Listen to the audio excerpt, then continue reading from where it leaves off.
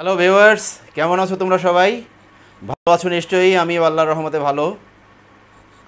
তো আমরা আজকে আলোচনা করব এইচএসসি কৃষি শিক্ষা প্রথম পত্রের তৃতীয় অধ্যায়ের পঞ্চম পরিচ্ছেদ হচ্ছে মাশরুম চাষ।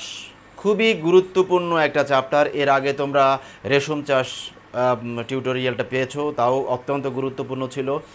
আমরা ছোট ছোট করে তোমাদের জন্য তোমাদের সুবিধার কারণে আমরা অনেক ছোট ছোট করে তোমাদের জন্য আমরা টিউটোরিয়াল তৈরি করি এবং তোমাদের জন্য আপলোড করি।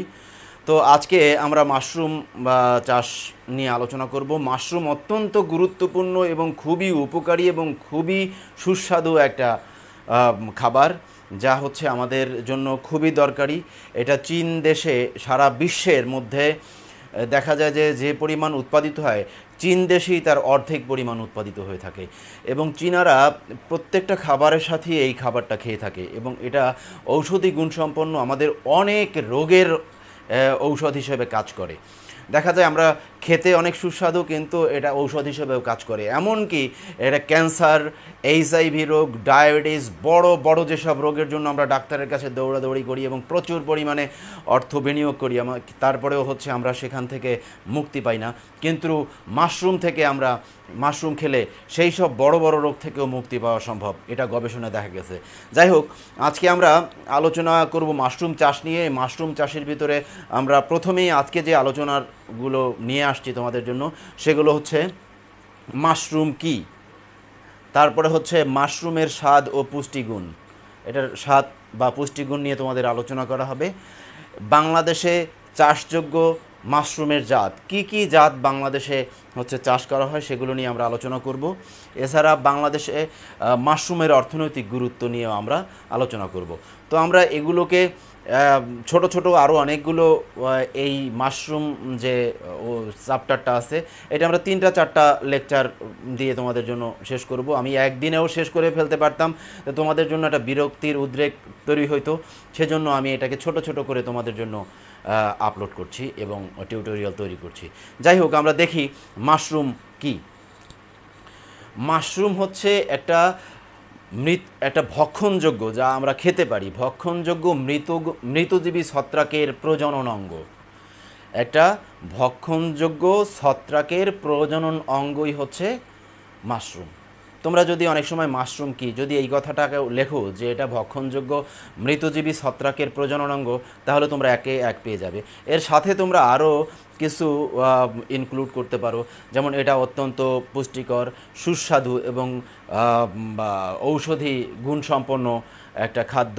এটা উদ্ভিদ জগতের যে ছত্রাক শ্রেণীভুক্ত, এটা উদ্ভিদ জগতের ছত্রাক শ্রেণীভুক্ত এবং এইটা হচ্ছে ইউমাইকোটা বিভাগের বেসিডিওমাইসিটিস এবং এক্সকোমাইসিটিস শ্রেণীভুক্ত একটা ছত্রাক। এর উন্নত একটা ছত্রাকের প্রজাতির নাম হচ্ছে অ্যাগারিকাস ক্যাম্পেস্ট্রিস। অ্যাগারিকাস ক্যাম্পেস্ট্রিস এইটা হচ্ছে অনেক সুস্বাদু এবং ঔষধি গুণসম্পন্ন। এটাকে আমরা খেলে অনেক রোগ থেকে আমরা মুক্তি পাবো। তো আমরা সাধারণভাবে মাশরুম কি যদি আমরা কেউ জিজ্ঞেস করে, তাহলে তোমরা বলবে এটা ভক্ষণযোগ্য একটা ছত্রাকের, মৃতজীবী ছত্রাকের প্রজনন অঙ্গ। এটা হচ্ছে অত্যন্ত সুস্বাদু, পুষ্টিকর এবং ঔষধি গুণসম্পন্ন। এর উন্নত একটা প্রজাতির নাম হচ্ছে অ্যাগারিকাস ক্যাম্পেস্ট্রেস। এটা হচ্ছে বেসিডিউ বিভাগের তোমার বেসিডিওমাইসিটিস এবং এসকোমাইসিটিস শ্রেণীভুক্ত একটি জাত। এটা খুবই উন্নত এবং এটা সবচেয়ে বেশি উৎপাদিত হয়ে থাকে সাধারণত চীন দেশে। তো আমরা মাশরুম কি সেটা জানলাম। এবার আমরা আলোচনা করব মাশরুমের স্বাদ ও পুষ্টিমান নিয়ে। মাশরুমের স্বাদ এবং পুষ্টিমান এর সাথে অনেক কিছুই জড়িত। বাংলাদেশে হচ্ছে আমরা মাশরুম এখন বাংলাদেশের বিভিন্ন জায়গায় হচ্ছে মাশরুম চাষ করা হয়ে থাকে এবং মাশরুম অত্যন্ত সুস্বাদু একটা খাবার। শুধু সুস্বাদু না, যারা ভোজন রসিক, প্রচুর পরিমাণ মানে খেতে পছন্দ করে, এরকম লোক এই খাবারটাকে স্বর্গীয় খাবারের সাথে তুলনা করেছেন এবং এই খাবারটা এটাকে যদি শুধু নিজেই এই খাবারটা অনেক সুস্বাদু না, এই খাবারটাকে অন্য যে কোনো খাবারের সাথে যদি মিশানো হয়, তাহলে সেই খাবারটাও হচ্ছে সুস্বাদু খাবারে পরিণত হয়। সেজন্য এই মাশরুমকে পরস্বাদু খাদ্যও বলা হয়ে থাকে এবং এটার পুষ্টিমান অত্যন্ত বেশি। দেখা যায় যে 100 গ্রাম দুধের ভিতরে যে পরিমাণ প্রোটিন থাকে দেখা যায় এই মাশরুমের ভিতরে তার চেয়ে অনেক বেশি পরিমাণে থাকে। দেখা যায় 100 গ্রাম দুধের ভিতরে মাত্র 28 গ্রাম প্রোটিন থাকে, সেই জায়গায় 100 গ্রাম মাশরুমে 35 গ্রাম প্রোটিন থাকে। দেখো দুধের যে আমরা দুধকে আদর্শ খাবার বলি এবং খুবই পুষ্টিকর খাবার বলে থাকি, সেই দুধের চেয়েও কিন্তু বেশি পরিমাণে পুষ্টিগুণ এই মাশরুমের ভিতরে থাকে, যেখানে 28 গ্রাম থাকে দুধে এবং মাশরুমের ভিতরে প্রোটিন থাকে হচ্ছে 35 গ্রাম। একইভাবে একই পরিমাণ দুধের ভিতরে মাত্র 4 গ্রাম হচ্ছে খনিজ লবণ থাকে দুধে এবং সেখানে একই পরিমাণ মাশরুমের ভিতরে খনিজ লবণ থাকে হচ্ছে 10 গ্রাম। দেখো কোথায় হচ্ছে 10 গ্রাম আর কোথায় হচ্ছে 4 গ্রাম। দুধে থাকে 4 গ্রাম আর মাশরুমের ভিতরে থাকে 10 গ্রাম খনিজ লবণ। তার মানে পুষ্টিগুণ দুধের চেয়েও এখানে বেশি। এছাড়াও এখানে আমরা যে প্রোটিনগুলো খাই, এই 9 রকমের প্রোটিন এই মাশরুমের ভিতরে থাকে, যেমন লিনোলিক, লিউসিন, আইসোলিউসিন, ভেলিন, এরকম 9টি অ্যামাইনো অ্যাসিড প্রোটিনের ভিতরে যে অ্যামাইনো অ্যাসিডগুলো থাকে সেরকম 9টা অ্যামাইনো অ্যাসিড এই মাশরুমের ভিতরে থাকে। এছাড়াও হচ্ছে এর ভিতরে 70 থেকে 80% লিনোলিক অ্যাসিড থাকে, 70 থেকে 80% লিনোলিক অ্যাসিড থাকে এবং লিনোলিক অ্যাসিড হচ্ছে আমাদের শরীরকে সুস্থ রাখার জন্য অত্যন্ত কার্যকর এবং রোগ প্রতিরোধ ক্ষমতা তৈরি করে এবং আমাদেরকে সচল রাখে, শক্তিশালী রাখে এবং সুস্থ রাখে। তো খুবই গুরুত্বপূর্ণ একটা এবং খুবই ঔষধি গুণসম্পন্ন এবং খুবই পুষ্টিকর এবং খুবই সুস্বাদু একটা সবজি হচ্ছে মাশরুম। তো আমরা মাশরুমের পুষ্টিগুণ জানলাম। এবার আমরা বাংলাদেশে যেসব মাশরুম চাষ করা হয় সেগুলোর নামগুলো একটু জানবো, যে কি কি জাতের মাশরুম বাংলাদেশে চাষ করা হয়। একটা হচ্ছে তোমরা যদি বলি ওয়েস্টার মাশরুম, একটা হচ্ছে তোমার reishi mushroom, shiitake mushroom, enoki mushroom, এস্ট্র মাশরুম, বাটন মাশরুম, কান মাশরুম, ঋষি মাশরুম। তার মানে কি অনেকগুলো মাশরুম। তোমরা যদি চাও আমি লিখে দিতে পারি এখানে। 1 নম্বরে আমি লিখতে পারি ওয়েস্টার মাশরুম,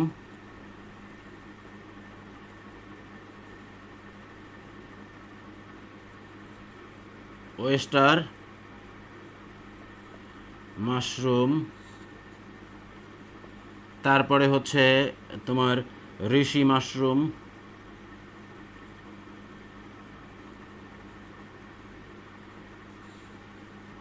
তিন নম্বরে হচ্ছে কান মাশরুম,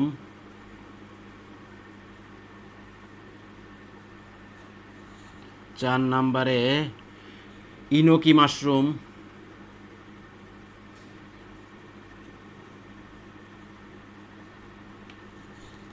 পাঁচ নম্বরে সীতাকে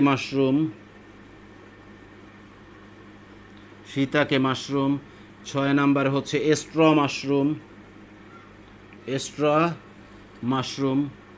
7 নম্বরে হচ্ছে ওয়েস্টার মাশরুম, ঋষি মাশরুম, কান mushroom, enoki mushroom, shiitake mushroom, তারপর হচ্ছে মিল্কি মাশরুম। এরকম মানে 7-8টা প্রজাতি আছে যেগুলো হচ্ছে বাংলাদেশে চাষ হয়। আমরা ওয়েস্টার মাশরুম, ঋষি মাশরুম, কান mushroom, enoki mushroom, shiitake mushroom, এস্ট্র মাশরুম, মিল্কি মাশরুম, এরকম 7-8টা প্রজাতির মাশরুম বাংলাদেশে চাষ হয়ে থাকে। তো এগুলো নামগুলো আমরা জেনে রাখবো, যাতে হচ্ছে যদি তোমাদেরকে কখনো জিজ্ঞেস করা হয় যে বাংলাদেশে কী কী মাশরুম চাষ করা হয়ে থাকে তো তোমরা সেগুলো বলতে পারবে। তো এরপরে আমাদের আলোচনার বিষয়বস্তু হচ্ছে মাশরুমের অর্থনৈতিক গুরুত্ব। দেখো আমি এতক্ষণ যে আলোচনাগুলো করলাম এর ভেতর থেকে তোমরা অর্থনৈতিক গুরুত্ব কিন্তু নিজেরাই যদি একটু রিয়েলাইজ করো তাহলে তোমাদের পক্ষে এর অর্থনৈতিক গুরুত্ব বের করে আনা সম্ভব। তো আমরা দেখা যায় মাশরুম চাষ করি কোথায়, আমরা চাষ পদ্ধতি জানবো, কিভাবে এটার আবশ্যকীয় কী সব বিষয়গুলো আমাদেরকে খেয়াল রাখতে হবে, এগুলো নিয়ে আমরা এরপরে টিউটোরিয়ালে তোমরা পেয়ে যাবে। তো মাশরুমটা আমরা চাষ করি সাধারণত একটা ঘরের ভিতরে। তো আমাদের বাংলাদেশে এখন শুধু বাংলাদেশে না সারা বিশ্বেই হচ্ছে জমির পরিমাণ কমে যাচ্ছে। জনসংখ্যা বৃদ্ধির কারণে বিভিন্ন ঘর বাড়ি মিল ইন্ডাস্ট্রি তৈরি হওয়ার কারণে আমাদের জমির পরিমাণ কমে যাচ্ছে, যার কারণে হচ্ছে আমাদের এখন অল্প জায়গার ভিতরে হচ্ছে বেশি পরিমাণে খাদ্য তৈরি করতে হবে অথবা আমাদের শাকসবজি তৈরি করতে হবে। তো এরকম একটা সবজি হচ্ছে মাশরুম। যা হচ্ছে আমরা শুধুমাত্র ঘরের মধ্যেই চাষ করতে পারি। এবং ঘরের ভিতরে চাষ করতে গেলে দেখা যায় যে আমাদের খুব অল্প পুঁজি আমরা বিনিয়োগ করেই সেখান থেকেই আমাদের পুঁজি ফেরত আনতে পারি এবং আর্থিকভাবে লাভবান হতে পারি। যে বাংলাদেশে প্রচুর পরিমাণে বেকার যুবক যুবতী আছে যারা হচ্ছে চাকরি পায় না, আর্থিকভাবে সংকটে আছে। তারা যদি হচ্ছে এই মাশরুম চাষ করে, তার ঘরের মধ্যে ছোট্ট একটা মানে বাঁশের ঘর তৈরি করে, সেখানেও তারা এই মাশরুম চাষ করে আর্থিকভাবে লাভবান হতে পারে। তার মানে বেকার সমস্যার সমাধান হতে পারে। এছাড়াও এইটা হচ্ছে আমরা বিদেশে রপ্তানি করতে পারি। এছাড়া এটার বাজার মূল্য অনেক বেশি।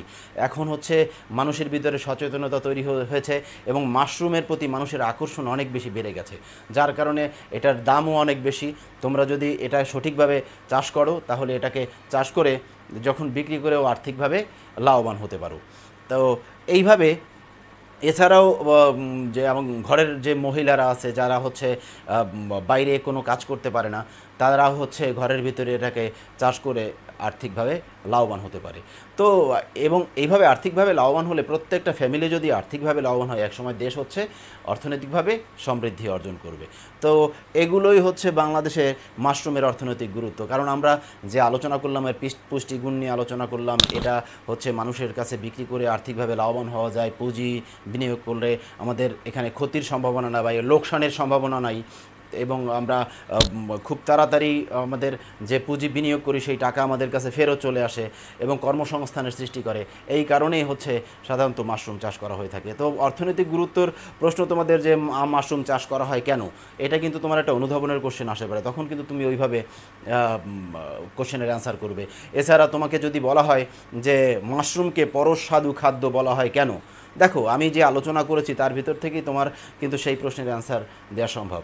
যেমন মাশরুমকে পরস্বাদু খাদ্য বলা হয় কেন, তো আগেই বলেছি মাশরুম নিজেই সুস্বাদু না, এইটা যে খাদ্যের সাথে মিশানো হয় সেই খাদ্যটাও সুস্বাদু খাদ্যে পরিণত হয়, সেই জন্য মাশরুমকে পরস্বাদু খাদ্য বলা হয়। দেখো প্রত্যেকটা এবং দুধের মধ্যে কতটুকু প্রোটিন থাকে এবং সেক্ষেত্রে মাশরুমের ভিতরে কতটুকু প্রোটিন থাকে সেটা বলা হয়েছে।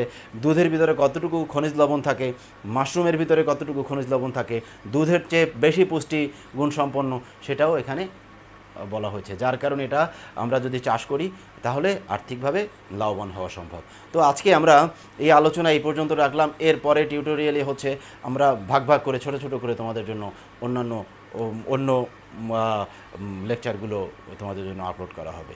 তো আজকে এই পর্যন্ত, ভালো থাকো সবাই, আল্লাহ হাফেজ।